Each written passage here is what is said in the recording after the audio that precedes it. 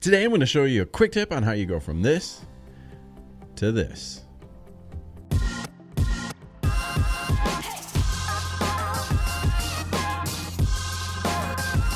What's up, photography world? Joshua Grasso here from theshutterschool.com, and today I got a quick tip for you, a quick posing action tip for maternity shoots. And basically, you might have seen this very popular trend of getting dresses flying in the air and really adding some cool pizzazz to a basic maternity shot. And I'm going to show you the quick trick on how to make this happen. So again, here's the before and the after. So normally you get a nice pose for your subject, your mom to be, and you can get some great photos with just some basic poses. But what I find is if you can add a little action and a little flair, it kind of takes your interest in your photos to another level. So I just did this maternity session this weekend, and so I'm editing it right now, and I thought, hey, that'd be kind of a cool quick tutorial for you. This is actually an editing tip and kind of a pose tip, I guess. So I'll show you how I set it up and how I edit it. Okay, so as you can see in the final shot, we've got the dress flying out like wings. I've done this. I like to do the shot anytime that the mother has a nice long flowy dress like this. And there's a couple different techniques. Sometimes it's like flying behind her, sometimes, but I like kind of like this wing shot where it's flying out on both sides. My execution this time, maybe I wasn't as good as some other times. I kind of like getting a little more symmetry in it, but it still looks pretty cool. So it worked out. One nice touch, I like that her boots were still showing. So I'll talk about that in a second. But anyway, how do you do this shot? If you haven't figured out already, at least the setup is you need somebody to throw the dress up in the air, right?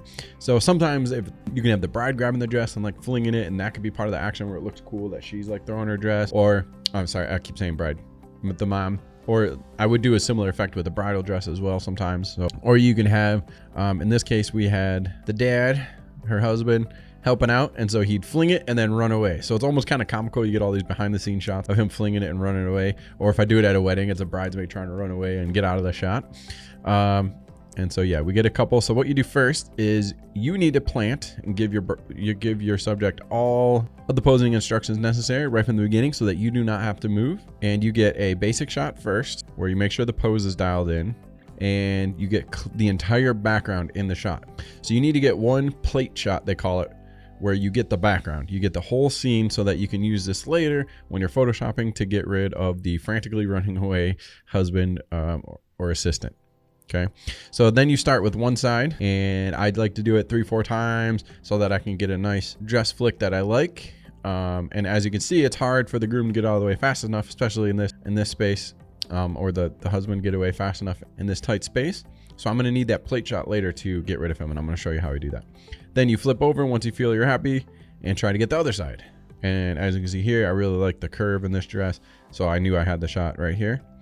And then when you're all done and you Photoshop it all together, it's going to look something like this. So how do we do that? So first, you're going to pick out the 3 shots that you want to combine. You're going to need your plate shot here with the background's clean. And then I'll say, okay, I like this one and I like this one. So I'll hit Control on my keyboard and click all 3 of them. And then right click and hit Edit in, Open as Layers in Photoshop.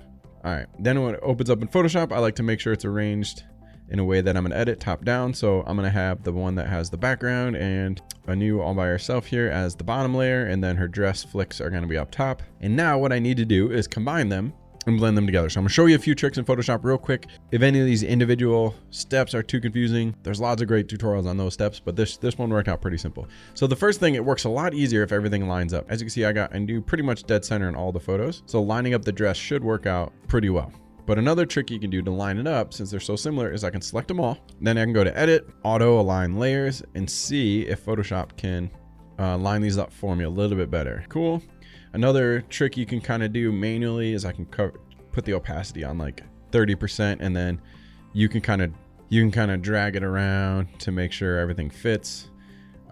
Lined up the way you like it. See, so I can kind of see that they're blended together. That's another way to do it. Or also you can kind of wait to the end, since so what we're going to end up doing here is masking and painting in the pieces of the image that we like. So what I can do is paint those in, and then if they need movements, move them later. So that's kind of how I ended up handling this one. So the main trick here is masking. So down here you see this button, that's where you add a layer mask. And so what I want to do is hit Alt on the keyboard, click that. So now we have a black mask there, which means this section is gone, and whatever I paint white will come back. So if I click on the mask, hit the brush tool, I can kind of paint this area to get the dress back in.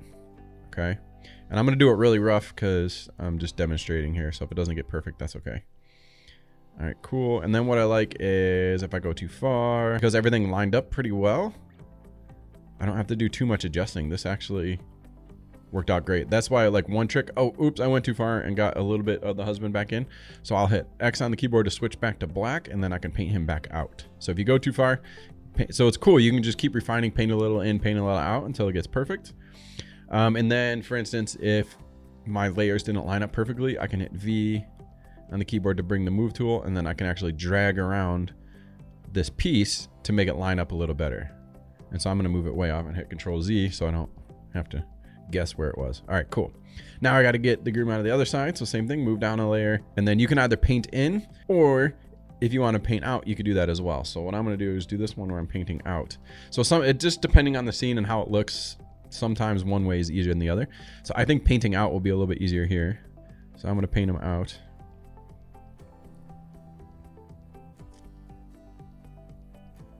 All right, so now I'm adding white, or I'm adding black to the mask. So basically anything that is white on the mask will show up, anything that's black will disappear and show the layer underneath.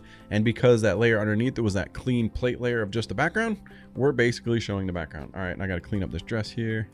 Yep, I went too far. All right, cool. And then as you can see, everything looks pretty great. Side of the bridge doesn't line up 100%. So what I could do is just kind of nudge it down until it lines up. Perfect. So you could try to line everything up beforehand when you have 3 layers, or you can kind of wait till you mask in, because it's kind of easier to focus on one little area and make sure that lines up. Because sometimes you look at the whole image and you're like, this part lines up, this part doesn't, because like little changes, the angle can make perspective changes. So it's kind of easier to mask stuff in and then line it up. Cool. So there we go. I got all 3 layers done, and then I'll save it out and go back to Lightroom, and that's where you can do your overall edits to the image. Oh, and another note, before you edit the layers, make sure, or before you open the images in Photoshop, you want to make sure that all the edits are globally the same. So you don't like add a preset to one, not the other, because then they're not going to match. Cool. So this is what I get after Photoshop. Everything's all nice and cohesive. And then all I do is I crop it in a little bit, and then I brush in some more contrast and darken the edges a little bit so that she pops. And so there's the final image. We go from something like this to this with just a little flick of the wrist, a running away dad, and some Photoshop masking, and you got yourself the cool flying wing maternity dress shot. So give it a try. You could do it with any model that has a dress, doesn't have to be maternity.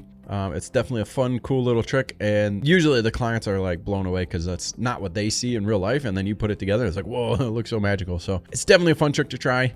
Give it a shot. Thanks again for watching. Please like and subscribe, even make a comment. I hope this channel grows so that I'll be motivated to keep making you more educational content. And if you like and subscribe, you'll get the next tutorials that I make in your feed. So it helps us both out. In the meantime, keep shooting, keep learning and having fun. And of course, since I'm still in the World Series Afterglow, I had to trade my hat out for my World Series Braves hat. So go Braves, but see you in the next video.